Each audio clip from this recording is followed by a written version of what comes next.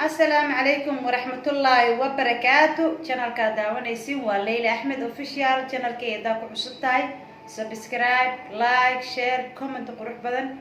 meeshaan waxaan tacsiyo qeyra la ugu dirayaa horta inna lillahi wa inna ilayhi raaji'uun. ilaahay u naxariisto hibo gabadha walaasheena Soomaaliyeed oo maanta ku geeriyootay magaalada Muqdisho.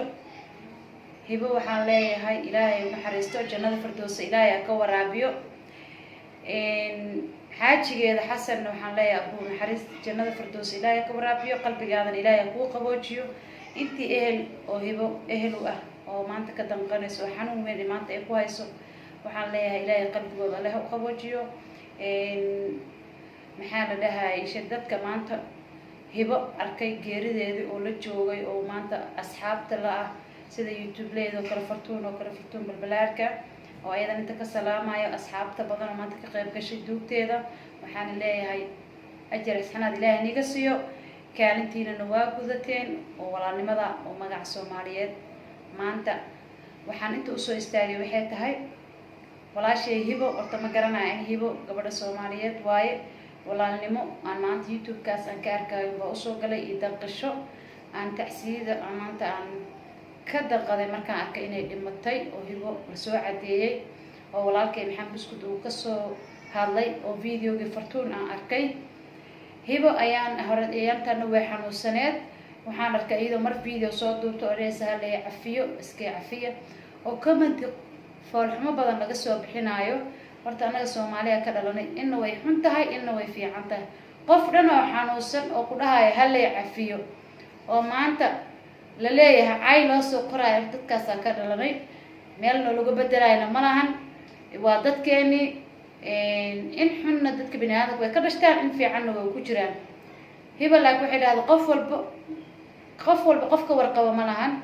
waa runteed qof walba qofka warqabo ma lahan. qof walba wuxuu yahay asaas aniga xanuunsanahay aan iscafino cafiya. maasha Allah gabadh walaashay waxaan leeyahay waxa laga yaabaa inay maanta ay isdareentay in aad u xanuunsanaysay. aniga wallahi muuqaalkeeda waa arkay xanuun ziyaada ma ka muuqanin oo macnaha aastahay maanta xanuunka ziyaadada gabadha u dhimatay. laakiin wax walba waqtiga waa saas waa loo wada socdaa. qof walbana wuxuu ku yahay adduunkan marti qof walaalka oo social media ku baratay hadaa aragtid oo ku dhahay cafi ama maanta xanuunsan waxaan rabaa inaad maanta aad ilaahay ku caafiyo haddii dhintan ilaahay u naxariisto. commentiga maanta aad soo qoraysiin qof walaalka waxba uma dhibayso aad unba maanta dunya aakhir iska halaysay.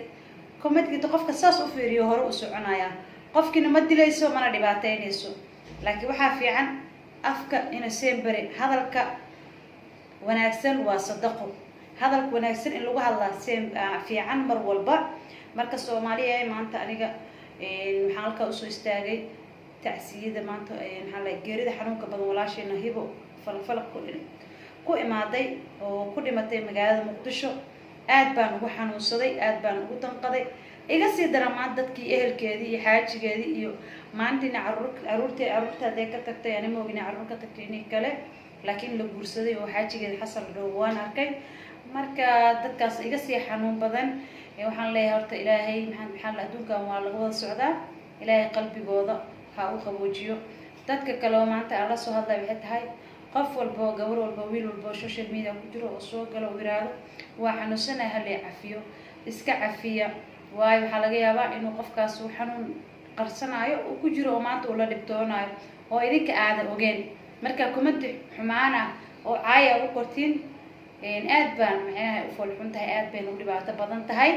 marka Soomaaliya ani mar walba Soomaaliya aan dhahayaa waxa u dhahay waxay tahay waa dad aan ka dhashto waa dad aan ku faano waa dad ilaahay duntooda iga dhigo maanta iga soo jeediyay. haddii xun yahay haddii sayeen bade Soomaali baa ahay wax walba ay yihiinba waa ku qanacsanahay. laakiin waxaan jeclahay dhimashadeedu waa xaq geeridan waa xaq. laakiin wallahi waxay soo xanuujisay halka ay soo istaajisay ereyga ay dhahaysay hal cafiyo iyo commentiga xumaanta badan loo qoraayay.